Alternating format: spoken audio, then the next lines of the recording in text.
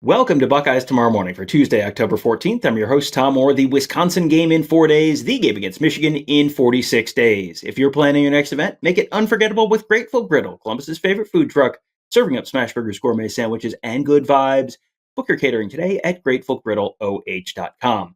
This is the time of year when I always get a little bit annoyed at everyone who wants to make everything about the college football playoff and what does this game mean for the college football playoff race and who's in and who's out. And it's like, it is early October. Chill out and enjoy the football for the football's sake.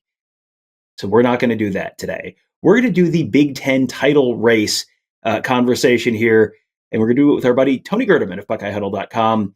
Tony, I was looking at the Big Ten standings and thinking this feels like we're only like 3 games in for most teams. But you look at the standings, and it is wild. There are only 2 unbeaten teams left. There are 9 teams with 1 loss. So I know how people love the rules and regulations reading. I pulled all the Big Ten's tiebreakers to figure all that. So we're going to do a real Talmudic parsing of who is going to go to Indianapolis and why. Well, and I think one of the interesting things about Indiana being 3-0, and if they, however long they remain undefeated, they probably won't be involved in any tiebreakers. But if they do, that win over Oregon, I think, is going to carry them because it starts to get into winning percentage of teams that you've beaten compared to that of the team that you're up against. So not only are they in a good spot because they have no losses, but even if they come back down to the rest of the Big Ten, they've got that win over Oregon that will help them. Now, this is assuming they don't lose in the old Oak and Bucket against Purdue. I'm not expecting that, but there you go. Tony, when can you ever think of a team, undefeated team, losing to a rival with a much worse record in the final week of the season? Ever. Come on, let's be realistic here. We'll hit the tiebreakers real quickly just because they have changed in the last couple of years. That these went into effect before the 2024 season. Because it used to be, it was head-to-head, and then it was overall record. It's way more complicated than that right now. Number 1 is head-to-head, so that's very easy. After that, it's all stuff that is completely impossible to parse right now because it depends on which 2 teams, and we're looking at 11 different teams in this conversation. So after that, it gets basically impossible, but it's the tied teams will be compared based on the record against all common conference opponents. Then 3 is the tied teams will be compared based on record against common opponents with the best conference record and proceeding through the common conference opponents based on their order of finish within the conference standings. You get the picture. It's way too complicated to even try and figure that out right now. So we're going to keep it a little bit simple, but I have the teams divided into 4 different buckets here. Number 1 is the favorites. Number 2 is the strong contenders. Number 3 is the contenders. And number 4 is the no chance. And so we'll just run through the 2 teams that are 3-0 in conference play right now, Indiana and Ohio State. USC is 3-1. Everyone else on this list is 2-1. Ready?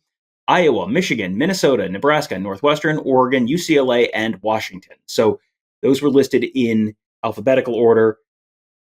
We'll try and do these a little more scientifically than that. So, all right. So the favorites, this feels very lazy, but also when I went through and looked, I was like, well, no, I think these 2 have to be pretty clearly the favorites right now. They're the 2 teams that are 3-0. Makes sense if you think about it. Indiana, they have wins among the group of this group. They already have wins over Oregon and Iowa, who are 2 teams that are probably relatively close to the top of the list in terms of who might be able to finish with, in that tie group. If Indiana does slip up and lose a game, they would potentially still have that tiebreaker. So Indiana, shockingly likely to make it to Indianapolis right now. From the remaining group, they have games left against just UCLA. That's it. Everyone else their schedule is very, very weak. The rest of their schedule is Michigan State, UCLA, at Maryland, at Penn State, who, boy, you wouldn't have expected that to be a game that's like no bearing on the conference championship. Home for Wisconsin, at Purdue. I look at that and I'm like, I don't know. Which of those games are they not a double-digit favorite in? Well, and I think it's still, we'll see what people think about Penn State, because you look at that schedule and you're still like, well, Penn State still has players, right? Like, it's still a place to play. So when you look at that, I think Penn State is the team that stands out. But I would. How would Indiana not go into that game as a favorite? And I'm just looking at their schedule. They beat Illinois when Illinois was the ninth ranked team in the nation. So like you could qualify them as having two top 10 wins on their schedule by some accounts. But yeah, this is a schedule where if you want to go ahead and mark it down in pen, I'm not going to stop you. Yeah, we were watching this game and it was like, boy, does Indiana have a real chance to make the Big Ten championship game? And then it was like, oh no, Indiana's almost certainly going to make the Big Ten championship game. It is absolutely insane to have these conversations. The next team on that list, pretty clearly Ohio State. The only win in that group that they have right now over Minnesota, that is probably not going to be a tiebreaker that comes down to it. But the only remaining games in that group are UCLA, which you figure they're probably not running the table here, and then that regular season finale up in Ann Arbor. That's the only other one where, in order for that to go against them in terms of a first tiebreaker, Michigan would have to run the table, and we'll get to Michigan. Their schedule is a little more challenging, so if Michigan runs the table and beats Ohio State, that could keep Ohio State out, but that's really the only scenario where they would clearly not be in. Everywhere else, you're probably, you would figure they've got a decent chance. Yeah, I'm with you there, and we will get to Michigan, but Ohio State again. You mentioned double-digit favorites; they'll be close to that. We'll see where they are when they get to Michigan, how heavily they'll be favored there, and that might be like normal circumstances. They'd be like a 13-point favorite, but because this is Michigan, it's 8.5, something like that. But yeah, they're going to be the clear favorite the rest of the way out, and probably you got your analytics. You can go ahead and find out how much Ohio State would be favored by Indiana right now in that regard.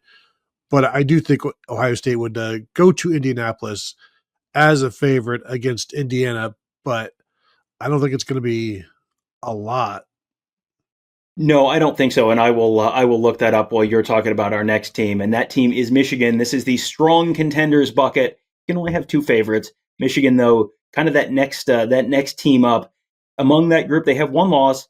They have a win over Nebraska. If that comes down to that head-to-head, remaining teams from this group: Washington at Northwestern and Ohio State. So this weekend, we'll probably have a decent idea how likely it is that Michigan will go into that Thanksgiving weekend game against Ohio State with just one conference loss. Because if they get through Washington, there's not a whole heck of a lot left here. And if that could be a winner take all in terms of getting to Indianapolis if both teams run the table. Yeah, this Washington game for Michigan is going to be interesting to see for one, how Michigan bounces back, and is it another close win, which maybe tells us nothing? Can they show some dominance in this one and do kind of what Ohio State did and just completely stifling the sorry, the Washington offense and limiting DeMond Williams, or does Washington do a little bit of what USC did and stretch the field and hit some big plays and expose the Michigan defense a little bit? But if Michigan gets by this, you're talking at Michigan State, Purdue at home, at Northwestern, at Maryland, then Ohio State. So like they're going to be favored the rest of the way as well, and I assume they're favored this week against Washington. So the favored all the way up until the Ohio State game, of course. So there's every reason to expect Michigan to run the table until Ohio State comes to town, which makes that, of course, a significant game, regardless. But then added on to the standings issue, I'm trying to find a loss, and I'll be able to tell you more after this week in terms of a loss for Michigan.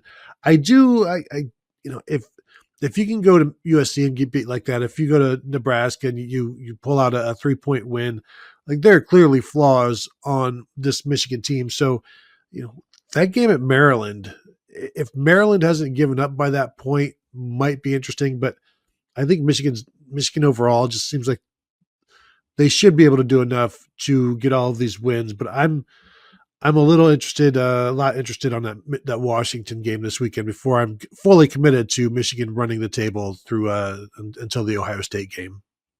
Well, I pulled up the SP Plus rankings, and Washington is 16.9 plus 16.9, so they beat the average team on a neutral field by 16.9 points.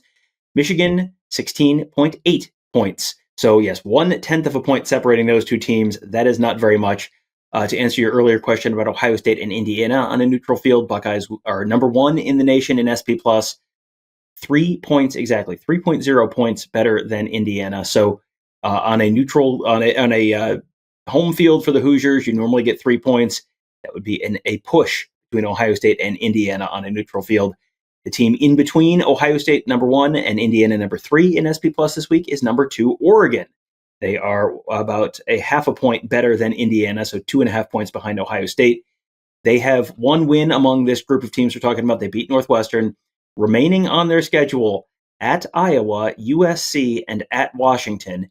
None of those are games where they should be underdogs, but this is one of these also things, Tony, where at your first trip to Iowa City, everyone remembers their first trip to lovely Kinnick Stadium to play Iowa. What could possibly go wrong? Yeah, and if you've been in the Big Ten long enough, you have memories of Kinnick Stadium that are not good memories, which should help you the next time you play there. And remember the badness? That's Kinnick Stadium. So that will be an interesting one. Certainly, they're very familiar with Washington. That's going to be an interesting one as well. That one feels like an opportunity for Washington to ruin Oregon's season, perhaps. Because to that point, if especially if they lose at Iowa, Washington's going to be looking at that game like we can keep Oregon out of the playoffs. Wouldn't that be fantastic? Wouldn't that be fun? And out of the playoffs, perhaps out of the Big Ten title game. So that'll be a good one. And maybe if the undefeateds hold steady, or even if they have a loss or whatever, that game for Washington is an opportunity to just stick a knife in the Oregon Ducks. But having watched USC this past week, I'm saying beware. I think they're dangerous. They may hurt themselves as much as they hurt the opponent at times, but if they're hurting the opponent at the right times, they can get a win. Yeah, and USC is kind of in the next bucket down for me. I would have had them in the strong contenders group, but they have a win over Michigan, which will help them in a potential tiebreaker scenario. However, among their remaining schedule at Nebraska, home for Northwestern, they'll have that. They'll handle that one. Iowa at home, which is where you want to get Iowa, but then at Oregon, and then they play UCLA at home. At Nebraska could be tricky. At Oregon feels like that's gotta be. They're going to have to be an underdog there, and they're at this point where they're going to have to, if they want to get to Indianapolis, they're probably going to have to run the table to do it, and that feels like that's probably too much to ask. Yeah, it is, especially for they're still building up that roster. They have good moments, they have bad moments.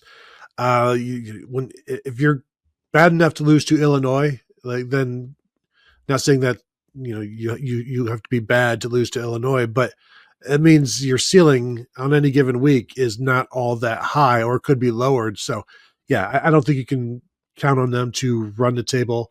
If they do, though, I mean, kudos to them, including that Notre Dame game, which doesn't factor into here, but they've got to go to South Bend as well. Yeah, they do, and that would have an impact, obviously, on the college football playoff, but not on the Big Ten title race. Well, this weekend, the next game with something we've already talked about, Washington. They're in this next group just because they've got a couple tough games on the schedule remaining. They have not beaten anyone in this group of the teams that are tied with one loss in the conference standing. So no advantage right now in terms of tiebreaker. They have to go to Michigan, they have to go to UCLA, and then they get Oregon at home at the end of the year. And I think Washington, it's kind of crazy that Washington is 5-1 and still not ranked, and their only loss is a perfectly respectable loss to Ohio State, where they were down 8 points at the start of the fourth quarter. Like that feels like an SEC team that's ranked 16th, and everyone's going, that's probably a little high. Well, 27th or 28th or whatever they are, it's probably a little low. They are not likely to make it to Indianapolis, but also you look at the schedule and it's like there's nothing there that they couldn't win. No, for sure. And even if they get a win at Michigan, people may look at it and be like, "Well, that's just a 4-3 Michigan team now." It's like, is that a big win? But I mean, if they go to Michigan, get a win, and then beat Illinois, I think that's two quality wins.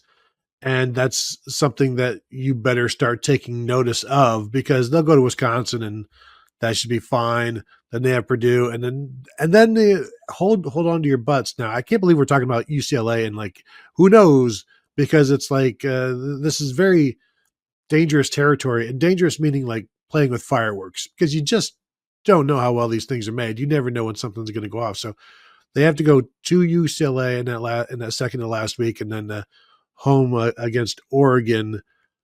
I'm If they get through Michigan, I think they're gonna run until that Oregon game, and then now if that Washington and Oregon game is between like two one-loss teams, and they're both like out of the picture perhaps of the Big Ten championship game, one, that would be amazing, and then two, that's a pretty good rivalry bout right there.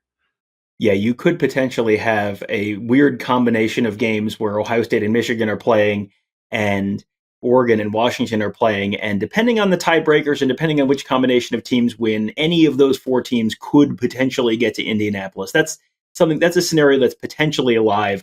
Obviously, a lot of stuff that needs to get sorted out between now and then that will potentially change that quite a bit, starting this weekend against Michigan with the Huskies playing there. So the other two teams that I had in the contenders bucket. First one, Iowa. They have Oregon at home. They have USC on the road. They're at Nebraska. It feels like you're not winning all three. You're not going 3-0 against that group. I don't know which one they're not winning. They're going to win some. They're going to ruin someone's season. I don't know which team it is, but they're not going to go, I don't think, 3-0 there. No, I would agree. And you look at that, any of those games are losses, except for maybe the Penn State game right now. But I think they could lose any of those. So I don't expect them to win all of them. Certainly, no. And then speaking of teams you don't expect to win all of them, last team I have in this contenders group is Nebraska. Right now, they do not have any wins, tiebreaker advantages over any of these teams. Their remaining schedule among the teams in this group, at Minnesota, Northwestern, USC, at UCLA, and Iowa. Now, not exactly any real, that's not exactly a murderer's row. USC at home, Iowa at home. Those are games that are going to be probably closer. At UCLA, how much faith do you have in Nebraska to go win on the road? What's wild is the only game I didn't mention that's left on their schedule, the only game that I didn't mention against all these other Big Ten title contenders, at Penn State, next to the last week of the season. Tony, do you think there's going to be any questions for Matt Rule, Nebraska head coach, State College native, former Penn State football player, with the Penn State job, as you may have heard, currently vacant? Think there's going to be any questions for Matt Rule about going on the road to Beaver Stadium the next to last week of the season? There will, and assuming he's still the Nebraska head coach at that point, not already Penn State's head coach. He was already answering questions about it at his Monday press conference. So I don't, that's going to continue. But you look at the schedule. This schedule is one of the reasons why I had Nebraska as one of my sleeper playoff teams, because there's nothing here that they can't do. And now that Penn State is looking shaky, this makes it even more plausible, not possible, more plausible. But again, like the last team we just talked about with Iowa, I could see them losing 4 of these 6 games, just, of the remaining, just because it's Nebraska and because it's a similar Big Ten team. And then the last 3 teams, I don't think we need to spend a lot of time talking about them. Minnesota, they still have to play Nebraska, at Iowa, at Oregon, at Northwestern. They're not winning those 4 games. They might not win 3 of those games. Very, very likely won't win 3 of those games. Northwestern, they do have a tiebreaker over UCLA if it comes to that. I'm not expecting it to come to that. They still have to play at Nebraska, at USC, and Michigan. They're not going 3-0 there. And UCLA, they still have to go to Indiana, get Nebraska at home. They have to go to Ohio State. They get Washington at home, and they have to go to USC. So it's been a great story. I think the story is probably, I think the heroic redemption arc is probably not going to last too much longer in Westwood. But, hey, congratulations, Tim Skipper. Heck of a first couple of games there. Hey, Rocky didn't actually win the first fight against Apollo. So it was the next fight. You keep battling. Good job this year. See what happens next year. And I do want to just be clear on something I said earlier. Ohio State and Michigan and Washington and Oregon could potentially have some kind of a weird tiebreaker thing going into that last week, where they could all be potentially part of the college foot or the Big Ten championship game. It's entirely possible you get a two-loss team in here. Obviously, Washington and Michigan, one of those teams, is going to have 2 losses in conference after this week. So it is entirely possible that you have an undefeated Indiana against a 2-loss someone else. So tired of watching these overpowering Big Ten East teams take on these terrible middling Big Ten West teams, but it is a possibility. So just wanted to just kind of touch base on that, because it is a fascinating race for the Big Ten title this year, and it's going to be a really interesting race for the college football playoff as well. But let's wait on that a little bit longer. I thought about doing a college football playoff, like what would the bracket look like? I was like, I'm not emotionally ready to do that. Let's just enjoy the really fun college football season for the sake of the really fun college football season for just a little bit longer. And a great place to enjoy this really fun college football season is at BuckeyeHuddle.com. That's where we got our whole team of insiders covering the Buckeyes, covering recruiting, covering X's and O's, all that and more, all at BuckeyeHuddle.com. We hope to see you there. That'll do it for today. Thank you guys all for joining us. Have a great day. We'll talk to you tomorrow.